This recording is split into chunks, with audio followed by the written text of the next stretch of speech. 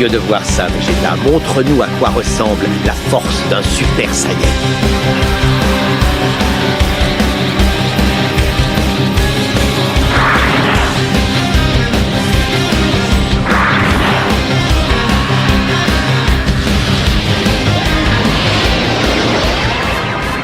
Hey yo les Genin, c'est l'Ermite et vous êtes bien sur la chaîne de l'Ermite légendaire. Aujourd'hui, je vais vous parler de la théorie d'un des Genin de la chaîne, qui se reconnaîtra probablement. Une théorie qui m'a beaucoup plu et qui concerne le SSJ3 de Vegeta. Voilà, je vous en dis pas plus, on en parle juste après ça.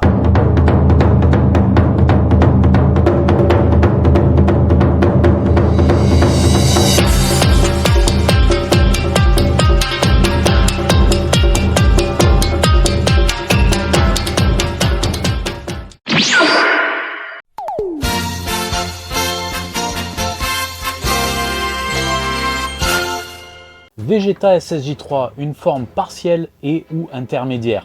C'est une théorie à laquelle j'ai apporté ma petite touche personnelle. En effet, vous êtes nombreux à m'avoir répété, et pas toujours cordialement, je sais pas, c'est compliqué de dire bisous tout doux après m'avoir traité de débile.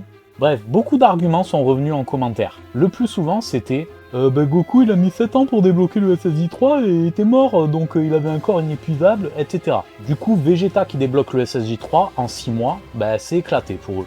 Surtout qu'il n'a même pas transpiré face à Titi, le Tamagami numéro 2. Alors, il est possible que Goku ait mis 7 ans pour débloquer le SSJ3, mais on ne sait pas quand exactement. Rappelons qu'il a dû débloquer le SSJ2 avant quand même, et que le SSJ3 est plus ou moins une forme d'extension du SSJ2 qui nécessite d'utiliser les réserves de ki de son utilisateur. C'est donc très énergivore.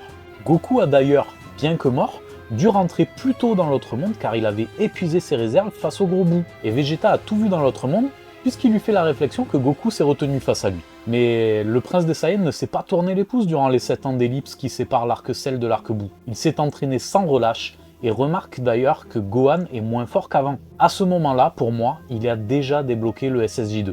Il constate pourtant que Goku le surpasse toujours, lorsque celui-ci fait péter Yakon avec son SSJ2. Il y a différents niveaux de SSJ2, et l'exemple le plus flagrant, c'est Mirai Trunks qui rivalise avec le SSJ3 de Goku dans l'arc Zamasu. Venons-en à la théorie, et merci pour ceux qui ont patienté. Vegeta a généralement toujours un temps de retard pour débloquer les transformations, ça on a l'habitude. Il galère à débloquer le SSJ, et ce n'est que grâce à la rage qu'il éprouve contre sa propre impuissance qu'il réalise son rêve de devenir le Super Saiyan. Il débloquera le SSJ2 durant l'ellipse des 7 ans après l'arc-ciel, et s'octroiera même un boost grâce à la forme Majin. Dans DBS, il débloquera sans rituel et grâce à l'aide de Whis, le SSJ God puis le boot. Bon, mais on parle même pas de l'Ultra Ego.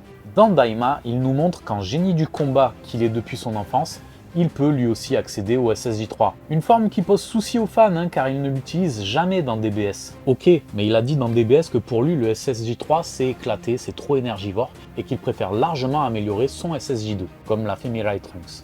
Vegeta a peut-être capté cela en voyant Goku SSJ3 face à Kid Buu. Il aurait du coup, par fierté ou pas, exploré cette forme et développé volontairement ou pas, une forme intermédiaire et ou inachevée.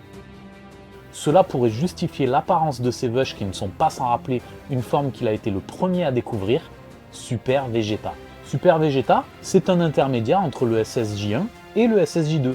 Alors pourquoi Vegeta n'aurait pas débloqué un SSJ2,5 qui se situerait entre le SSJ2 et le SSJ3, un SSJ3 inachevé. Concernant le fait qu'il développe cette forme inachevée en 6 mois, ce n'est pas non plus déconnant, surtout si on estime que ce n'est pas un SSJ3 complet. Prenons l'exemple du Rasengan dans Naruto.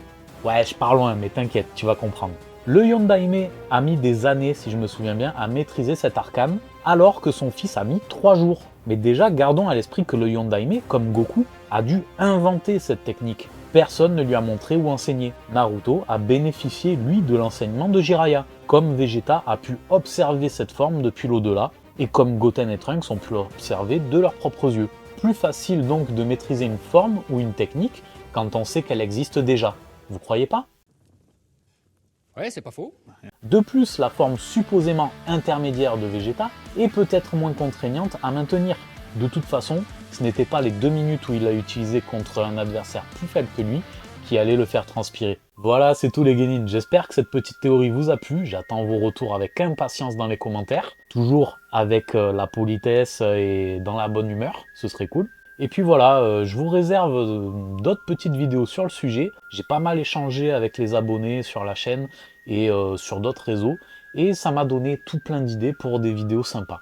Donc voilà, je vous réserve d'autres petites surprises dans un avenir proche. Voilà, soyez curieux, construisons notre légende. Les petits pouces, abonnez-vous, likez, partagez, ça aide la chaîne. Et je vous dis à très vite. Ciao.